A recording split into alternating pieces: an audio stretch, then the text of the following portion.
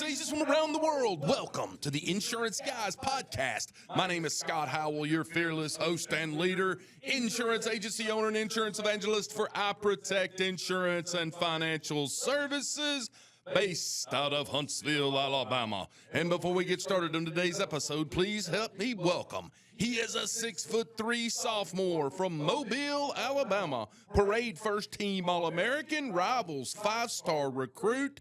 He is a fantastic insurance agent and a great American.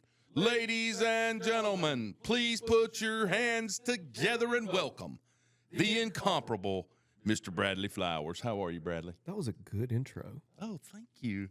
Bradley, That first one, you're always fresh. that first fresh intro. You went on a little walking tour of Mobile last night. I did. You didn't get murdered. I did. I as the fractional sales leader for Portal Insurance, I try my dead level best to come up with some fresh and new creative for you and your team to help catapult you to the moon.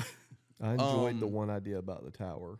Yeah, climbing on top of the RSA tower and hanging off of it like Donkey Kong with a flag that says Portal Insurance. I really think that might take you to the next level, Bradley. I think it would.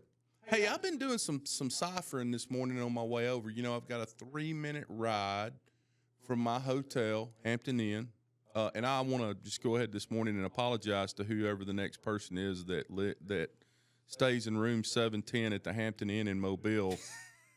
Bad day for you, but anyway,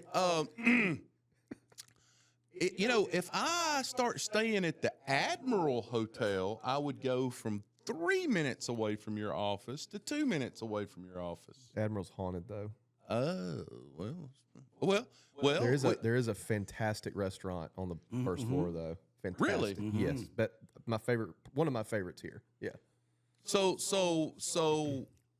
I could go down to 1 minute and 45 seconds if I stayed next door to the Admiral at the Holiday Inn. There is a Holiday Inn right next to the Admiral. And there's a panoramic rooftop bar at the Holiday Inn. Dang. I've stayed at the Holiday Inn. The Holiday Inn is not a normal Holiday Inn.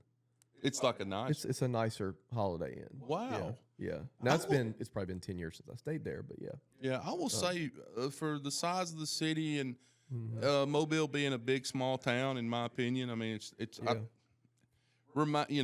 there's not much that reminds me of Mobile. I'm very careful when I talk to people about Mobile. I'm like, look, Mobile's like every place else. It's got its good places and its bad places, but I have never been to a place where you'll just be walking down the street and you'll look at this building and there'll be a placard on there and it'll say, in 1704, the French ambassador to the United States lived here. He later founded the, Habitat for, whatever it might be. It's just, it's crazy. It's crazy how much history there is in this little town.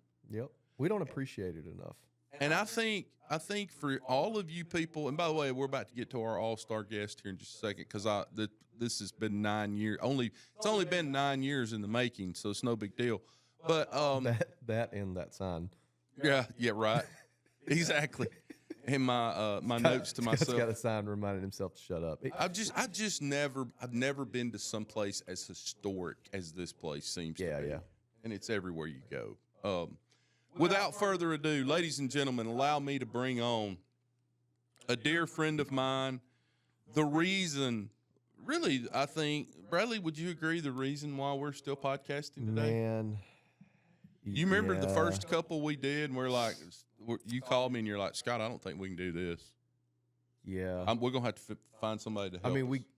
In 2017, there were not many people doing what he does. Right. And so had we, luck of the draw, lived in a city that didn't have that and didn't have that resource, probably would have not still be done. And I remember the first time I pitched the podcast to him, I was embarrassed as hell to pitch an insurance podcast to this cool dude.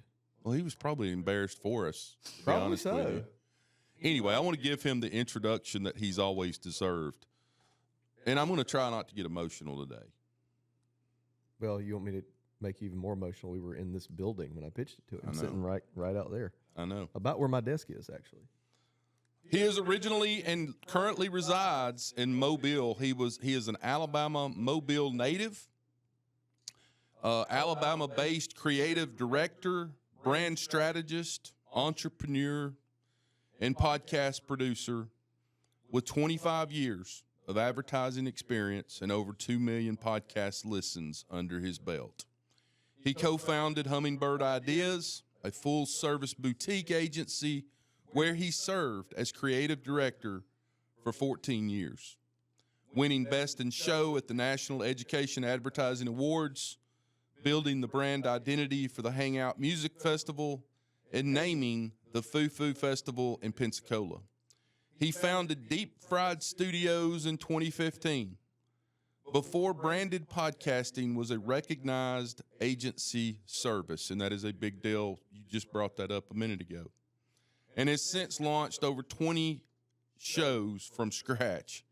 He currently serves as CMO of Meducate AI, an Alabama Launchpad finalist using AI voice technology to transform patient education.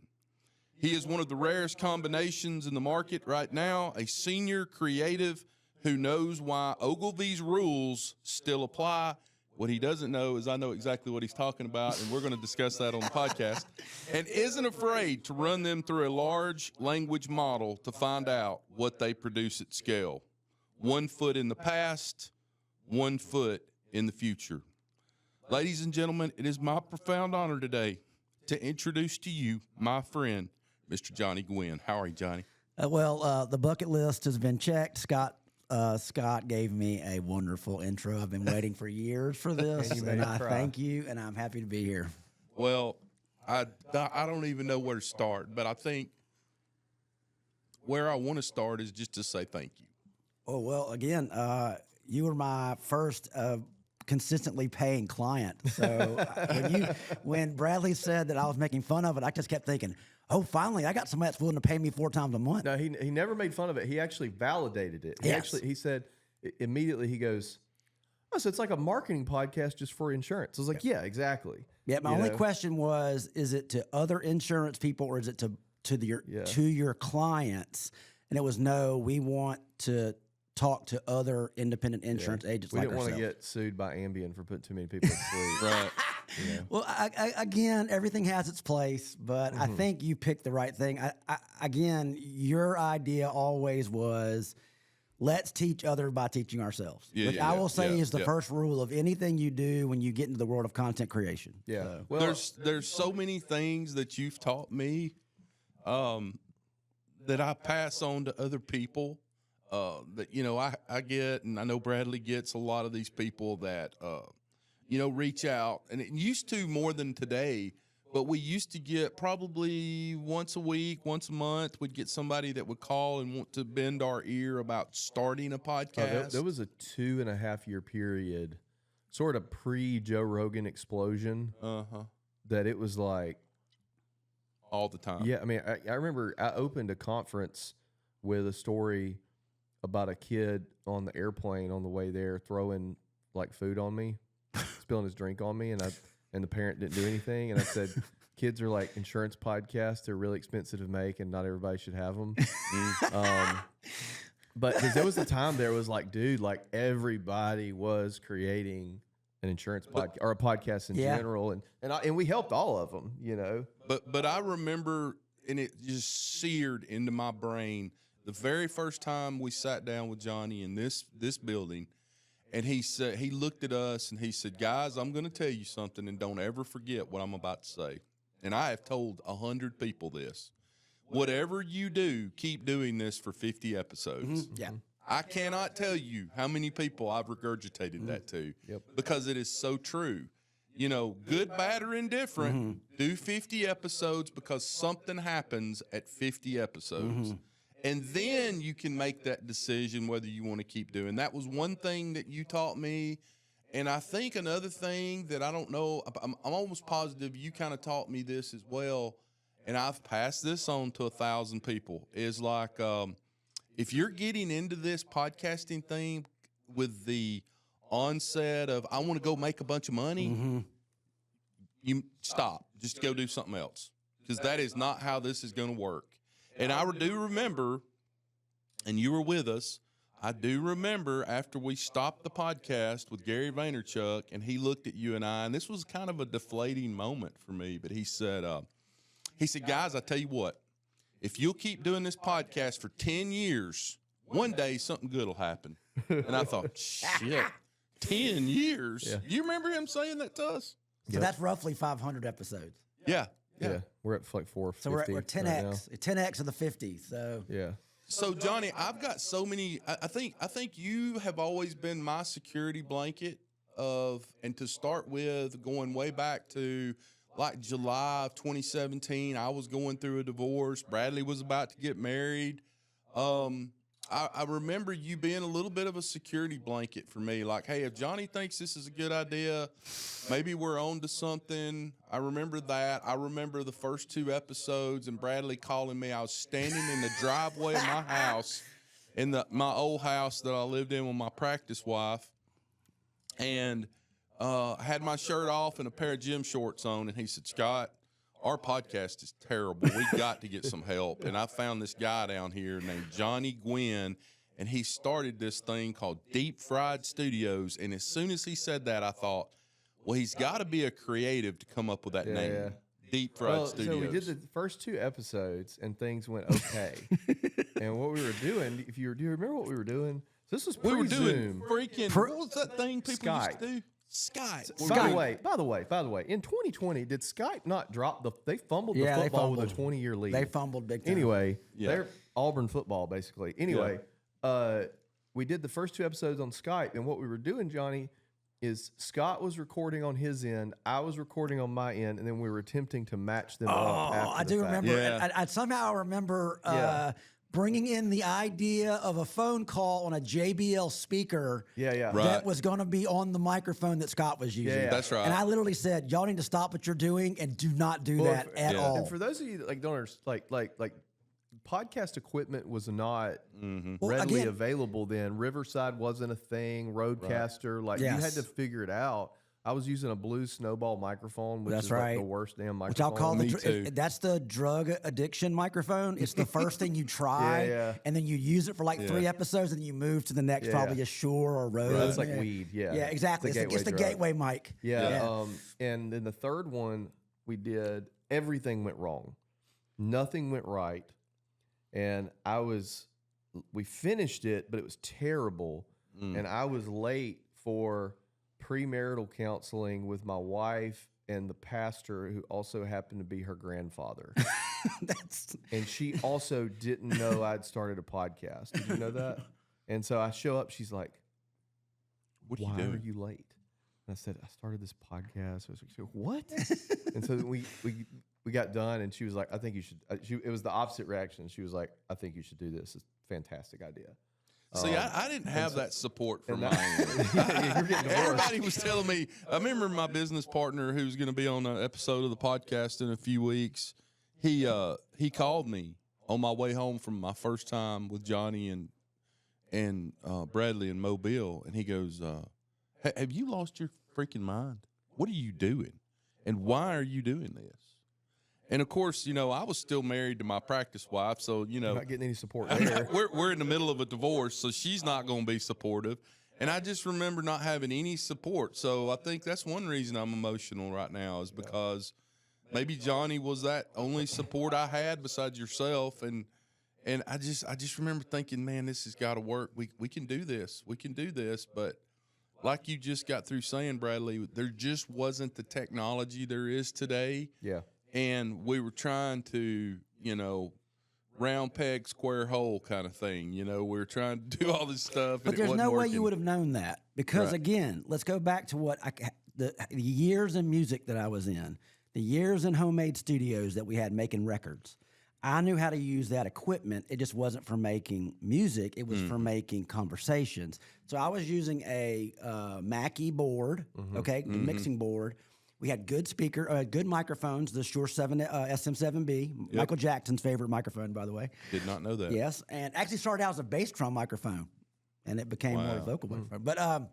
But we used, when we had your first guest, my iPhone and a thing called an iRig. Yep. That was, you had to do this reverse thing. It took me forever to figure out that reverse thing. Basically, guys, the iRig plugged into the headphone jack of the cell phone. The cell phone, and our yes. first maybe 100 guests called on into the cell phone. Yeah, and that's how. Do you know what it was for? It was so that channel would not record you, would record the guest on the phone. Yeah. And again, I still look at the diagram that I drew of that and still don't understand how it works. Nope. I just knew to do the diagram. You know what I'm saying? Back I then, don't know how it works. Johnny would go, I barely have no idea how this works, but it's working. Right, you got to plug this in. You have to turn this, move it to the left, move this one to the right. I was like, I don't know what the signal path is. So we had Hanley coming on the first time we had Hanley on, and this was the height of Agency Nation. We didn't know Hanley, and it was like a big deal. Electric guest, by the way. Electric guest. And at the moment we were supposed to go live, so that iRig had a 9-volt battery inside of it. That's right. The moment we were going live, the battery dies. That's right. And Johnny yells, "I got to go to Greer's." And he sprints. You didn't even go to your car. You ran to Greer's, which is 2 blocks away, I think, and bought a 9-volt battery and ran back. So kids out there always have backup batteries. Always. Oh, dude, you want me to tell you, you want to talk about a life hack, especially with young kids? One of the best things I've invested in at my house is battery a box. battery box. Oh, I battery got one. kit. Love it. So it's like a little suitcase on both sides, and you can open up. And I I've got love the it little too. tester too. Yeah, a battery caddy is what mine's called. Yeah, they're about $150. It's fan freaking tastic. Anyway, but yeah, that thing, man, it was wild. Like some of the ways we made it work, and then when Zoom kind of became a thing, and it got a lot easier. And crazy thing was, COVID was terrible for my businesses, but really, and it was tough for Deep Fried Studios too, because it was just nobody knew what they were doing. You know, what am I going to do? It kind of but it ended up being accelerated. better because everybody was sitting at home looking for entertainment. And the idea was COVID made everybody understand how to use this technology that I think people would have been scared to use, Zoom. Yeah. And then everybody was like, "Oh yeah, no problem. I had to use it for a year and a half." So, right. And to your credit on the 52-week thing, we did it for about a year before it really started. I don't know about you, but for me was the Gary Vaynerchuk thing when they asked me to speak at Agent 2021. That's right. Which was right at a year. It was right at 50 episodes. And that's when Scott and I were like, this kind of interesting. And because I didn't have like any relationships in the industry other than the people that we had guests on. Right. And I somebody remember Googled insurance podcasters and you popped up. And I remember I got to that conference and I had like a good amount of people like, "Hey, listen to your podcast." Oh, okay, interesting. Well, then I get back to my phone, like get on the airplane, and I've got like all these DMs from people saying, "Hey, I was trying to find you. I wanted to say hey, but you're not 6'3". False advertising. But I was like, something is happening here because like these people are like wanting to talk to this is weird. And then it also I hate saying this, but it kind of helped us that at that time the only other podcast other than Agency Nation, and Agency Nation was a little bit different. It was Cass, and Cass stopped his. I don't know if you remember, he took like a year break. He did. And then Hanley left Agency Nation. Right. And so that Agency Nation petered. So then it was just us.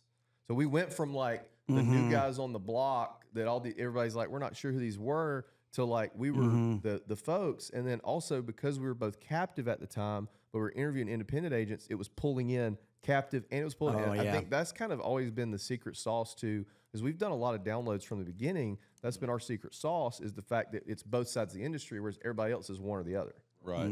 But well, that 50 episode rule is very important because you have to sacrifice for something worthwhile. For sure. And the idea is it is listening to paint being to dry when you're at episode 26 and you're getting better at your show, but you're not seeing the numbers change and you're getting frustrated. And that is part of, I would say, anyone who rose to a level of expertise and a skill. There's always that time of, and you do it in plateaus, by the way. You know, you hit 50 and you okay, well, then you move up, your numbers are better. Well, something happens at 100, then something happens at 200, then something happens at 500. So the idea is you're always kind of moving to striving for that sacrifice. It's also too like the algorithm stuff, you know, beside, like if you just do so much freaking volume. That's right. In anything. Well, it has to be relevant. It has to be relevant. Relevant volume. I can be bad at working out, but if I just work out like crazy, I'm going to get in shape. Right. You know what I mean? Like if you do enough volume of anything, you're going to be successful. You know, volume negates luck. So I think that's part of it too. It's called cold calling too in your business. Yeah, and I think a lot of people just they start it. They think it's going to be easier than it is. You know, like sitting on the microphone. That's the fun part. Oh, so it's performance. Everything else is like, you know. So I don't know, but I don't make money recording people. Yeah. I don't make money recording people. Yeah. I make money the minute it hits my post production suite. That's where money is made. I figured that out a long time too. Yeah, So, and I have like you're kind of what he is to you. You kind of were to me. He's like, I don't think I would still be doing it if it was for you. But like, Scott came in with a lot of passion and enthusiasm early on, so I knew he wanted to do it. A lot of passion, a lot of enthusiasm, a lot of energy. And so, and I'm sort of like even keel, not super energetic. And so there's like some days where I'm not feeling it. I can just kind of like we do a good job of like, so like there's been guests before where you've texted me and say something like real techie, and you'll text me during the episode say I need you to carry this one. You know, and I do the same thing for ones where I'm just like not like super feeling it. You know, Michael Jordan and Scottie Pippen. Yeah, I've never said this. I don't think this has ever come out of my mouth before, but. You know, my wife for some time now, and I will definitely make sure I tell Kim, you and I saw each other today, Johnny. But for some time now, she's kind of pushed me, wanting me to leave the insurance industry and go full time podcasting.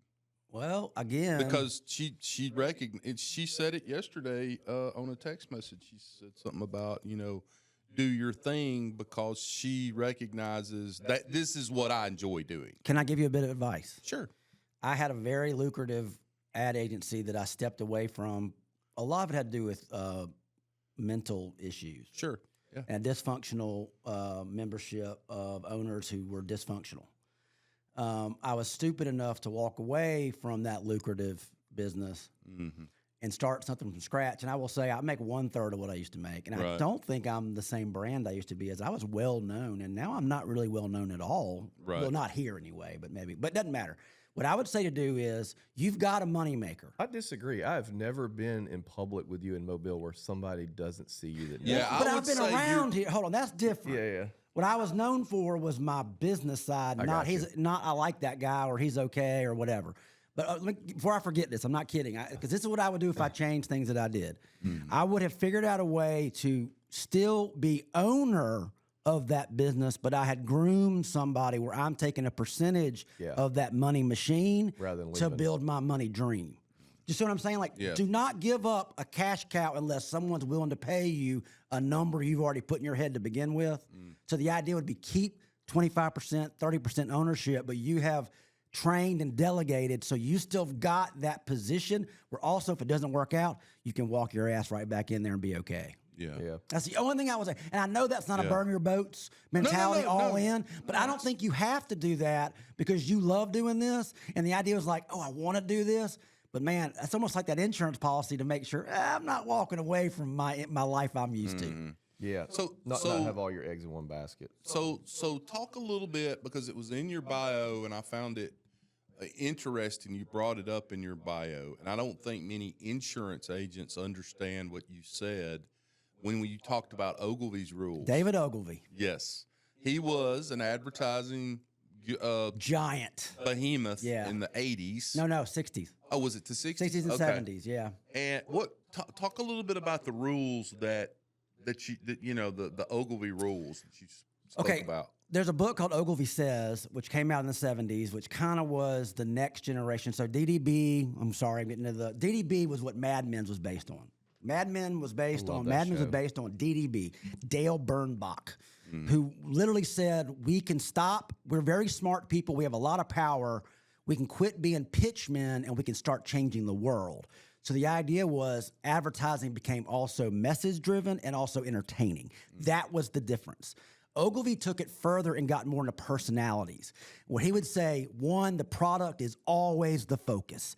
The customer is always the focus. And it seems like such simple things now, but he set the foundations for the idea of what modern advertising is. And one of my favorite things was he said, in like the later part of his rules was, if all else fails, put in a puppy, put in a baby, or put the owner of the company on the camera and you'll sell it.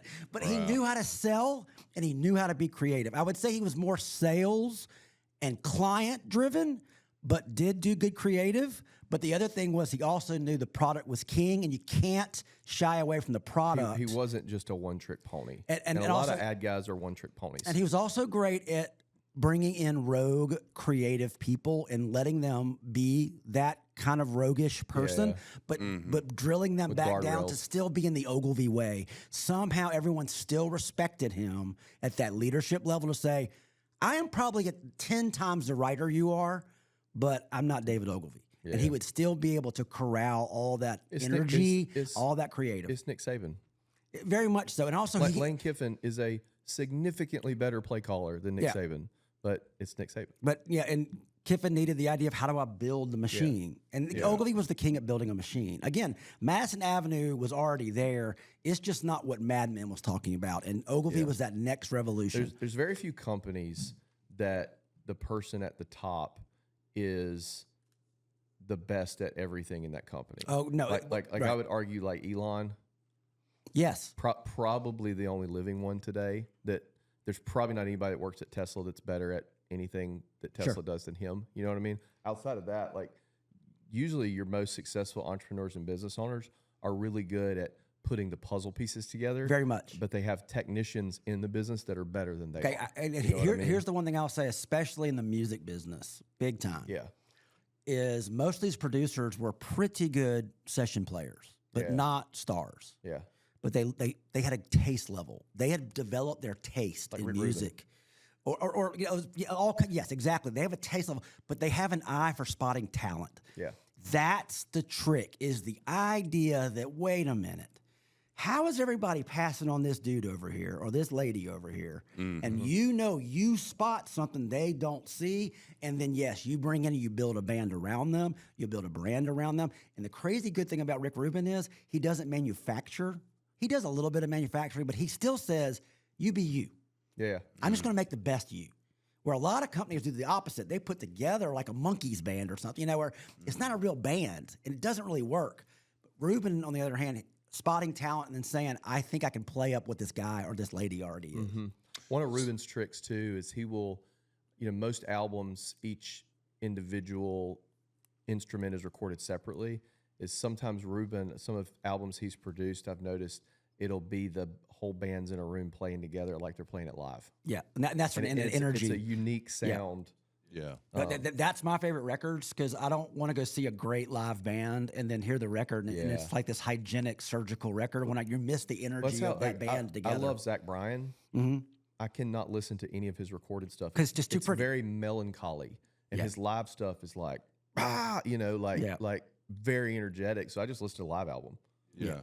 So Johnny, I had a question for you today that I've always wanted to ask you, and I don't think you and I have ever been in a position to have this conversation. But going back in your life, during your lifetime, where do you feel like you, from your personality and the way you do things, what do you attribute your creativity to?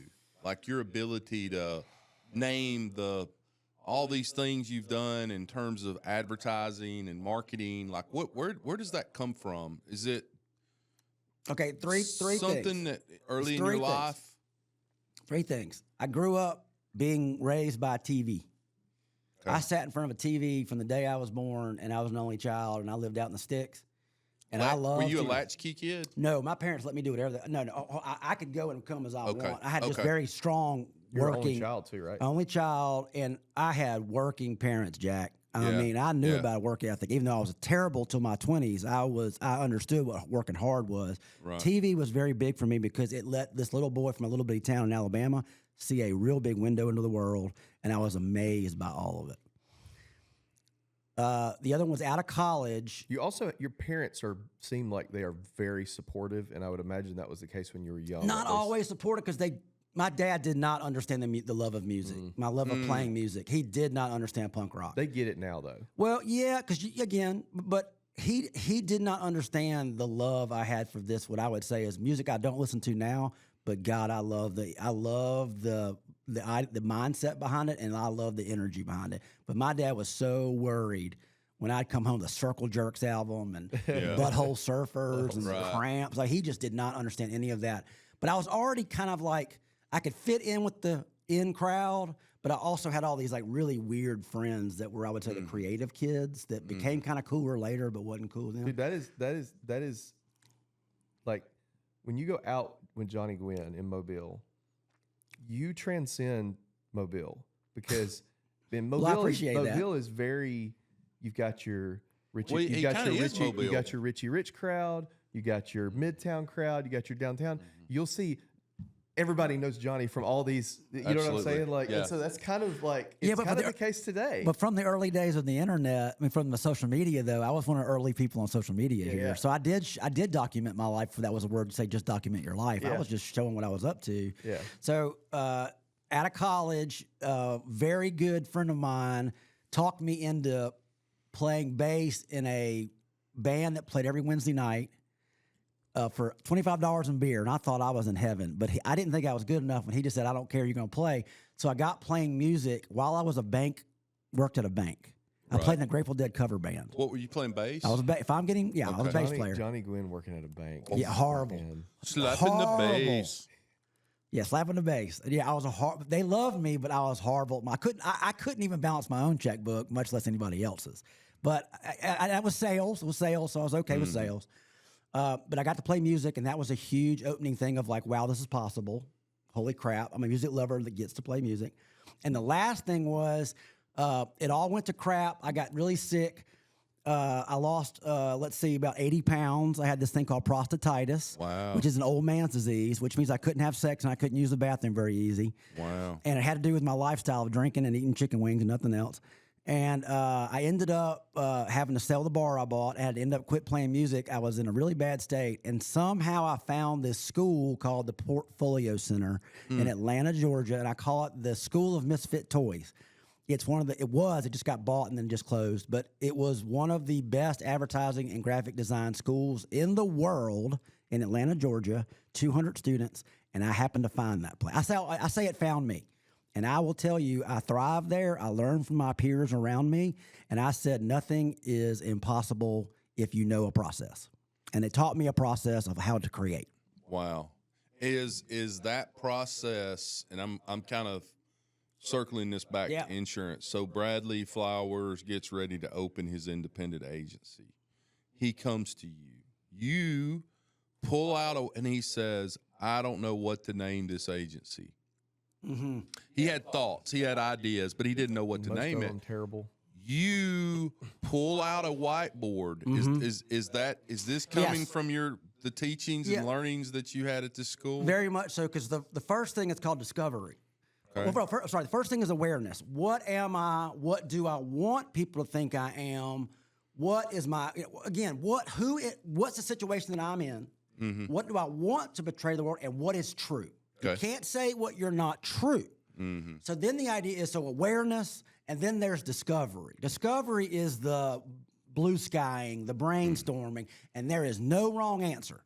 And that's what you're writing up on the board. So I'm writing the board, everything that comes to mind. There is no wrong answer. You are literally writing racist words, bad words, holy words, things that don't make sense, things that do make sense. Just to clarify, we didn't write any racist words. I'm just saying, there is, what I always say, I have a safe space in creation where I say, there is nothing wrong. You can't, it's not personal. It's just words. It's like catching fireworks, right? Yeah. And then once you have all that blue sky, that's when you have to put the editor brain on. Now, the editor's got to go in and edit just as brutal as the most brutal assassin in the world. then you get to a smaller number, and then you got to put on the analyst brand. So then you're starting with who I am and what I want to be and what can I prove to be true. Then it's the unlimited infinity. Then it's a little bit less, and then you're working it down to be less and less and less. It's kind of a funnel. It's a little bit of a exactly. It's exactly like it's almost like a sales funnel. You end up with, I will bring on 100 things, and I'm going to end up with one. And the trick I always say is, for you to have that one name, you better have two more that you are fighting, because you won't believe you did the work to decide if that's the best name or not. So Bradley, after this process with Johnny, he pulls out this huge whiteboard. Yep. And you guys sit down and you go through this process, and the final product is sitting here before us today, Portal Insurance. What was the second name that wasn't used? I can't remember. Haven? Safe Haven? Haven Insurance. Hey, because we talked about ports, and it was like the port in the storm. Johnny goes, insurance is supposed to be safe. It's mother's arms. And he goes, I got it. Shelter insurance.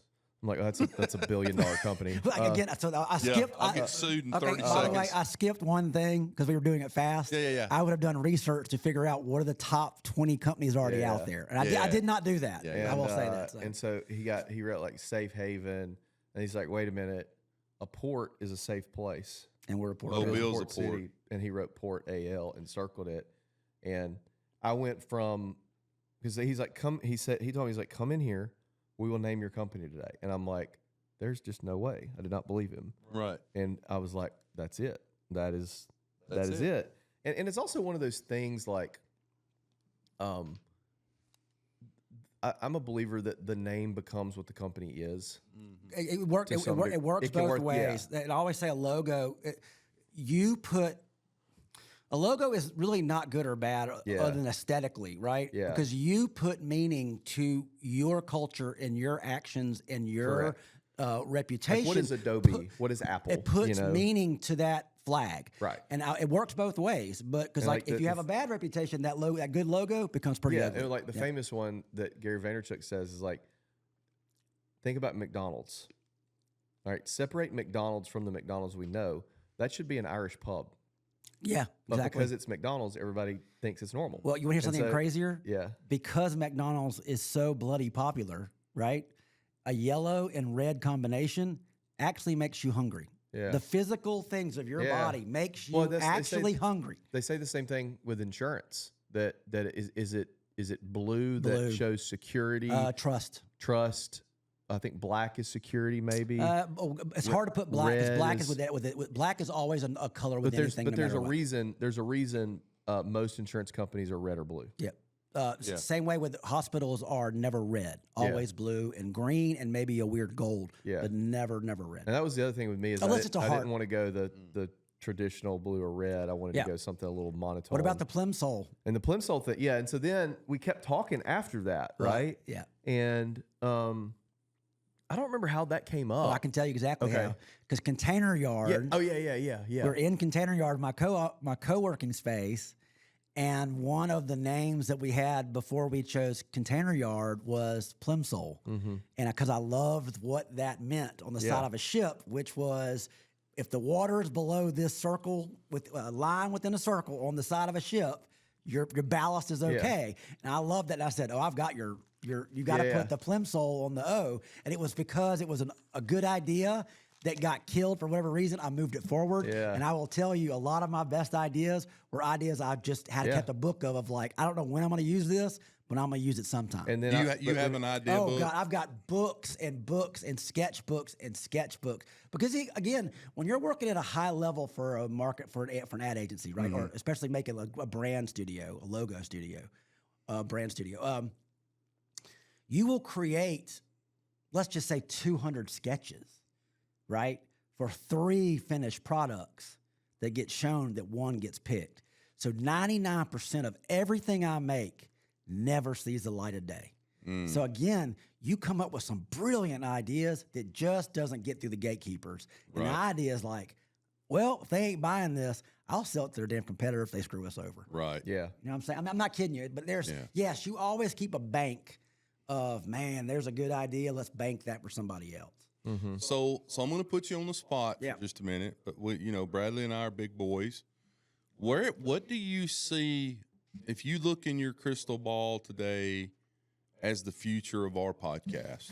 Well, you're already doing it. Is there anything you would do differently right now? Well, right now you're already doing it, which I refuse to, like a stubborn jackass. I will not go into the world of video. I will not do the YouTube show, even though I did create a late night TV show like David Letterman during COVID, and I loved every bit of it, 3 camera shots with guests and music acts. But I won't do that. You're already doing that. That's the future. You're already doing clips. Y'all are doing everything that needs to be done because y'all have built the apparatus around y'all. And that's what I don't think a lot of people know how to do. It's, we've gotten good at this. What do we add next? Without adding too much. Right. But I would like to see y'all stray off into a straight business show where it's still insurance. Did you mention this to me yesterday? Well, I've always said this about the Insurance Guys podcast. Have I always not said, just change the word insurance, and most of this stuff has to do with business problems? Oh, to this day, the best compliment I ever got, which was the first time someone local said they listened to my podcast. Yeah. And it freaked me out. Yeah, and they were like, what, a lawyer, or It was Chris Andrews. What does he do? Bienville Bites. Bienville Bites. And I was at the exchange. Hold on, I know. God dang it. Context. Sorry. I was at the exchange. Yep. And we'd been doing it about a year. It was around that time that 52 episode, and the exchange would do those lunch and learns. Yes. And it was always great networking because in the beginning there was like really legitimate people would show up, and I was just hanging out. And he's like, "Man, I love your podcast." And I was like, "Oh, what?" And it's like, "Oh, okay." It's like somebody finds your blog. You know what I mean? Yeah. And I was like, "Oh, cool, I appreciate it." He's like, "I was like, what agency do you work at?" He's like, "Oh no, I run Bienville Bites food tour." He's like, "Anytime you guys say insurance, I just take insurance out and put that in." And I was like, "Dude, that's like the biggest compliment." Because the insurance industry gets this like boring 1980s like. But you're already behind the 8 ball the minute you say insurance. Because I'm watching shows from the 80s right now. Yeah. And all of them, the joke is, oh, that guy, he's probably an insurance agent. He's like, it's always this stiff, not interesting person. Yeah. But then I know way too much about insurance considering I've edited 450 Let's talk about that. Like, right. what do you know that you didn't think you would ever know? Okay, this is huge. Huge. This is big picture. Scott Howell saying the reason why there's a first world, insurance. That's right. Look at a third world, no insurance. No insurance. They can't build back squat when world happens. And I was like, okay, that's a universal tying thesis that actually can be maybe proven, but definitely holds water. Makes total sense. And that hit me big time. And then the other thing was understanding captured. And again, big picture, I didn't know. Yeah. I didn't know there were people that could do what I would say is an a la carte type thing. And there's a person who says, nope, we only get State Farm. We only get whatever. Yeah. I didn't know any of that. Well, and then last thing. Sorry. Same business problems you guys have. Yeah. I had an ad agency. I had in a bank. I had with a band. It's still, you change the details, but we all run around in the same circles. And that's I think the biggest mistake a lot of insurance agents make. Sorry, I didn't mean to interrupt you. No, I'm done. I got always my 3 things. Conversation's very stimulating. The mistake I think a lot of insurance agents make is they run their agency like an insurance agency and not like a business. Yes. We have the tendency to think that insurance is this special, unique unicorn that there's nothing like, when at the end of the day, let's say there's 50 principles to running a business, 50 things you have to do to run your business. 48 of them are not unique to insurance. You know what I mean? Right. I think sometimes we get too caught in our own world and think, oh, these things that work in other industries don't work, when in reality, a lot of times paying attention to the other industry is the solution. When I hear Scott talk about problems with, and you mentioned too, but when you build a team, there's going to be that something is not sitting, as y'all always say. He's more transparent than I am because I have employees that listen to the podcast. I don't. But again, when I hear Scott, I've heard has grown so much in 9 years, where instead of reacting, he's really almost becoming more empathetic. And so he's giving you the benefit of the doubt, but there comes a line in the sand where you got to make a decision. And by the way, hopefully it works out for both of y'all. And then when you had the lady who stole from you, that's a whole nother, oh my God. But the idea of that HR stuff, those inner dynamics is that of like, that's why I left my ad agency. I did not handle inner dynamics very well. It's so hard. And it's so because, and also you're passionate about what you do. And I never understood, and now I do. When you own an agency, you are 150% in. You're lucky if you get 60% from somebody. And I never had that mindset. If I'd have had that mindset, I'd have handled things a hell of a lot different. Well, one of my secret weapons too here is having people who have different personnel skills than I do. Like I've got a former social worker on staff. Nice. I had an employee this morning that looked like they were upset about something and late to work. I just text the social worker and say, "Hey, go see if everything," because I don't do emotions. You start crying in front of me, I'm done. Right. Or like this person's like really good at like, yes, you know, because and my thing's like, A, I want to make sure you're okay. B, I want to make sure it's not something work wise. Oh, right. That can be fixed. That's making you or upset. Could be fixed, yeah. If it's not, okay, we'll leave you alone. You know what I mean? That sort of thing. But back to your insurance thing, your third world thing, you know, I think it's a good thing to end on. You know, I was telling Scott yesterday on a previous episode, I did an interview with NerdWallet on insurance. And I actually gave you credit. I used your third world country thing. Oh, really? Yeah. And another reason I told the listeners yesterday, I said, anytime you do any media, record on your side. That way, if they take what you said out of context, you have it. Yeah, exactly. Yes. I gave Did him you get credit. that? Did you get that from Johnny or from? No, a lot of politicians have been doing it because of the way that they cut the sound bites. They wanted to give the whole context. Yeah. I gave him credit, watched them not give him credit, and then he would be upset. Like, why didn't you give me credit for my quote? I'm like, no, here it is. You know. Anyway, we live in a culture that it has never been more accepted and okay to hate insurance. Yes. We literally have a guy on trial right now for shooting a healthcare CEO in the back, and people are arguing he should get off. Exactly. Damn. And yes, they are, and also that they'll create. And by the way, he might get off. You're right. And so it's never been more culturally accepted. And I think here's the thing: one, the third world country example, right? People don't see that. People, you know, I've been at the house that was still on fire delivering the loss of use check. I've delivered the check to the widow for $500,000 that she thought was $50,000. She didn't know that life insurance. They start crying. Like when you've seen what, you know, we live in a society where the negativity is louder than the positivity. So all you hear about is the bad stuff.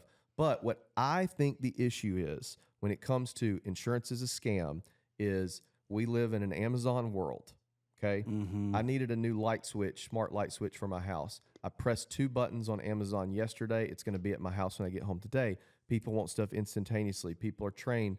Everything goes smoothly. When someone has a claim, they have an idea in their head of how this should go and And a lot of times it's illusions of grandeur. And I think we as an industry need to get better at communicating and setting expectations in those scenarios. I think it's on us for not saying, no, don't swap contractors 3 times when you have a hole in your roof. Like, I've got a lady right now who's living in my rental house, whose house burned down. Right. And she was supposed to be there 6 months. We're going on 18 months. And all she's fussing to me about is my damn insurance company. And I'm like, you change contractors 3 times. Yeah. Like, anytime you change contractors in a claim, you're starting that process over again. You know, you don't go to a non-preferred body shop when you have it. Like there's things we can communicate to our people. Like, there's a certain way it's supposed to go. Like insurance hacks. And I'm not necessarily blaming us, so to speak, for not doing it, because we have a very difficult job. And especially if you're like personal lines, a lot of volume, it's hard to do it. But I think if we do a better job at setting expectations to people like Johnny, who are not insurance professionals, when he has a claim, I think that we can kind of dispel some of that insurance as a scam stuff. Because it's not file a claim, get a check. Side hustle. Yeah. Side podcast. And Insurance Scott, I want you to hear this. So Aaron Gordon on Keep Hustling podcast, ding, ding, ding, plugging for Aaron Gordon. He had a guy on that was like the credit card point guy. I saw that, yeah. He's got a huge following on Instagram and on YouTube. And this guy does, I am not kidding you, 2-minute videos, 2-minute podcasts. Yeah. And he is showing you how to maximize your credit card points. Wow. He's got hundreds of episodes. And I'm sitting there going, y'all could do insurance hacks, how to get the most out of your insurance agent, your insurance company. That would be something to think about. I used to do a Facebook video show called Insurance Hacks. Oh, Pre-insurance guys. Maybe I was bringing. I was drawing that back from my memory. It would just be like, hey, this is how you get flood insurance. It wasn't like wasn't good at all. Well, again, the Meducate AI company, which I think we created a beautiful, sophisticated solution in the medical business to something nobody wants to solve. Well, I'm not kidding. So we got like 3 minutes. Okay, Talk about that real quick. Okay, Meducate AI was a setup system for we could clone your doctor's voice to make it have a video of when you go to the doctor, when you leave, they say, Scott, we got to do this procedure on your spine. And you're like, wait, what? You're not hearing what he's saying, right? All you're thinking about is, how do I get off work? What the hell's going to happen? Am I going to get paralyzed? How much is this going to cost? You're not listening to a damn. And then when they leave, they say, Scott, can you take the surgery on 2 p.m. on the 14th? You're like, I guess.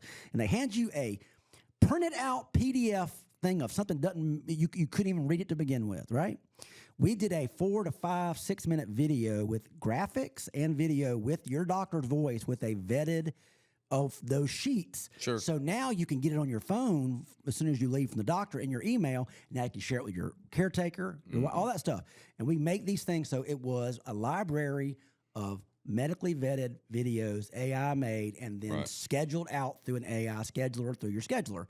Great, but the industry doesn't want to deal with that problem. The second thing is HIPAA. Compliance was absolutely unbelievable. Mm-hmm. So we built this beautiful, it's a working product. The investor side loves it. The other side is you're not getting in because y'all don't have the credentials. I keep telling Scott Tyndall, my partner, and Drake, two wonderful people, we built this thing out. Oh, Drake's involved. Drake Brignac, awesome. I'm trying to get him on the show. He's great, dude. Love him. Okay, here's the last thing. I told my partners, why in the hell did we are not pivoting this to the insurance business to let Scott say, oh, you got a tree fall on your porch? Hold on, let me send you a video. Right. And that way, when you do have the conversation, it's like, did you watch video? Oh, here's the other thing. Consent, meaning when they say my insurance agent or my doctor didn't tell me what they were doing, you can go back, look at the analytics and say, not only that, you watched it 5 times and you shared it 6 times. Right. So that was a huge thing where a lot of doctors said, I might do it just for consent alone. Well, so my 2-year-old, my now 2-year-old was in the hospital when he was a couple weeks old. He was incorrectly diagnosed with meningitis. We had to stay there for 2 weeks. We were pissed. Yeah. But within 2 days, I knew he was fine. And they're like adamant at the children's hospital, you cannot have your phone out when we come in. Oh, because you're looking. And so what I did is I used Plod. And I just every time the doctor, and so the doctors would come in and they would talk real fast. They're also all wearing masks, so you can't read their lips. Yeah. So I would just use Plod to that's good. That's record, a good use of that. And then after they left, we're like, okay, this is what they said. You know, and I'll also use. I'm a big granola proponent. We use granola. What the heck is that? So granola is like Otter AI. Oh yeah, it's a meeting thing, but granola does not have to join the meeting. Oh, okay. So it sits in the background. Nice. And it's not being sneaky. It's, no, I got you. I never liked the AI meeting things because I felt it was annoying. Yeah. That it had to join, and then also I think if there's a meeting, let's say that the 7 of us are going to be on a call, and I can't make it at the last moment, and I send my AI because it's going to join whether I go or not. I think that looks douchey. Very much. You know, and so granola sits in the background. Cool. So I'll try to check that out. Yeah, and then it's got a chat feature. It looks like ChatGPT, and you can ask it questions. Oh, nice. So I can say, hey, what did such and such and I talk about? And then also it's got a Claude MCP. So Claude does my daily briefing at the beginning of every day, and it'll pull all the notes from all my meetings the day before. Oh, man. And the big thing for me is it picks up not only does it pick up the subject that you and I met about, but it will pick up the in-between. Like, hey, you and Johnny met about this, but he offhandedly mentioned that he's going to be out for surgery next week. You may want to send him flowers. Oh, man, I need to check that out. It's really good. So one last thing about that information on the internet, though, 95 to 98% of all medical information on the internet is not vetted by a medical professional. Yeah. So just keep that in mind. But still, where ours went through a board of directors of doctors that vetted every script. Yeah. So that, again, it doesn't matter. We created a beautiful, I love this, a beautiful, elegant solution to a problem nobody wants to solve. Yeah. Be very careful of that in the AI world. Hey, Johnny, did you know that I've partnered with Scott Tyndall? Have you heard about this? I'm curious to see either this flew like an eagle or it destroyed like a Led Zeppelin. No. So my wife came up with an idea for a mobile app. You know, she's an artist. Yeah, so she's kind of a creative. And we called Scott and we started talking about it, and it's going to be unveiled this week. That is great. But the mobile app is called Gift Giver. Oh, awesome. And so I can send Bradley the link, and if he fills out all of his it's for birthdays and Christmas. So if he fills out like his shirt size, his size tennis shoe, whatever, we're hoping to be able to partner with Amazon. Yes. So once he fills it out, now I've got that, and anytime I want to order I can order you like birthday presents and whatever. But she's always been like, why doesn't anybody have a mobile app that you can save your family's like stuff in, or hobbies and things they love? Exactly. So when it's their birthday, you can just go to that and say, all right, I know what I. Yeah. Oh, I love that. There's a book written by guy's last name's Hyatt, and it's Michael Hyatt. Yeah, How to Hire a Personal Assistant. Yeah, and I read it before I hired Shelby, and one of the program meaning process, not SOP, not a program he sells, that he talks about is the best friend ever. Yep. And it's basically like keep a dossier of all your friends. Yeah. And so she does that for me some. She'll be like, hey, such and such birthday's coming up. What do you know, that kind of thing. Again, think of the confidence of you'd buy more if I say, I know exactly it's an XL shirt, not an L shirt for my dad. Yeah. Correct. I love it because I'm constantly going, well, he's a tweener. What is he 100%. again? And I'm saying, oh, no, he's an XL. He's a 34 waist. He's a, And you have to keep updating it about every 4 years with our age, Scott. Correct. Because we keep changing our sizes so much. So that's right. Johnny, thank you so much for being here. Oh, this has been great, man. This is a great way to start the morning because I don't have to go sit at my edit suite and listen to other people's voices. The sad thing is, though, at some point, I have to listen to my voice and edit my voice, which is very difficult. So we just started with my sales team. I've started reviewing phone calls in the one-on-one. I'm like, guys, you're gonna hate hearing your voice. I've done 450 episodes of a podcast. I hate hearing my own voice. You just got to get over it. Everybody hates it. Or even the monsters in the podcast world that I think has awesome voices, they hate their own voice. Well, the other thing too, hearing for them sales-wise, hearing your own voice will actually help improve your tonality. Yes, because the reason, and I'm not doing it right now, but the reason I wear headphones to hear you, and I want this gain on this mic turned up is because when I can hear myself really, really good, because when I sit next to him, my southern drawl comes out. And so I can kind of like get, but you know what I mean? Yeah. Well, I always say that idea of what you hear in your head is not what other people are hearing, especially in the AI voice cloning world. Right, it's getting better and better, which I use a lot. Like all my voiceovers I do, which I do multiple voiceovers for multiple things. Yeah, it's all done through AI, through my cloned voice now, because it's just so much better and faster. But the idea is, that's not the voice you hear in your head. That actually is the voice that people hear. Yeah, well, it's kind of like when I shaved my beard. I looked at my wife and I said, I remember having a stronger chin. Who's that guy? hey, Johnny, I can't let you leave without asking this question. Yeah. Bradley told me that when you edit our podcast, you edit it at a speed of like 5 times? No. 2.2x. And you're just used to listening at that fast? Okay, so the crazy thing is this, and people, again, this is the way my crazy brain works. I don't listen for what's right. I listen for what's wrong. Do you see what I'm saying? Yeah, and then repetitive. And all of us have. And we're very consistent, so you can hear the pattern. So Scott has what's called a dither, which means you go, wait. So that's very, very normal. The uhs, the ahs, which I do as well. The just, the you knows, the right, all these certain things we do are called buffers. And roughly, I clean up as much as I can as that, but I actually leave some. Because if you don't leave some, it's not natural. Yeah. There's all kind of things. And then also, I will tell you, a clicker. When you know you screw up, and especially when it comes down to context. Yeah. Like, I don't know something you said about a compliance issue with insurance is right or wrong. If usually if it's something, the only thing I ask you to edit out is something like that. Or Scott saying something very personal. Or, because companies will tell me stuff that's not. Right.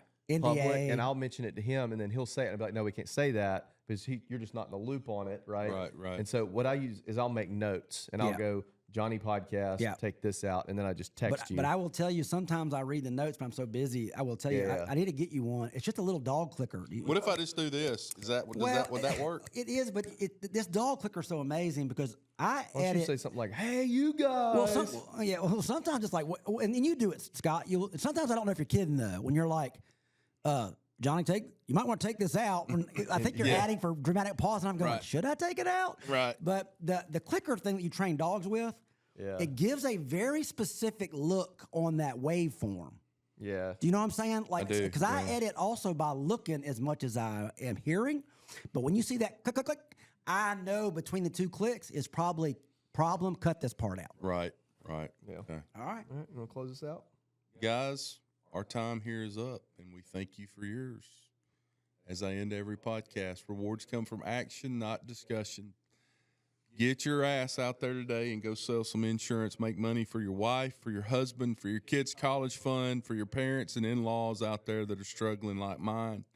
Go make money for them. Write good business for the agencies that you represent, and write good business for the carriers that you represent. Bradley Flowers, I love you. You've only heard that 400 times. All right. I love Thanks, it Johnny. every time. Love you too, Johnny Scott. Gwin, I love you. And thank you for trusting me with y'all's life and brand. Appreciate you. I appreciate you more than you know. Guys, you were listening to the Insurance Guys podcast, and we love each one of you. Thank you so much for being a part of our family, and we'll see you back here real soon. Take care.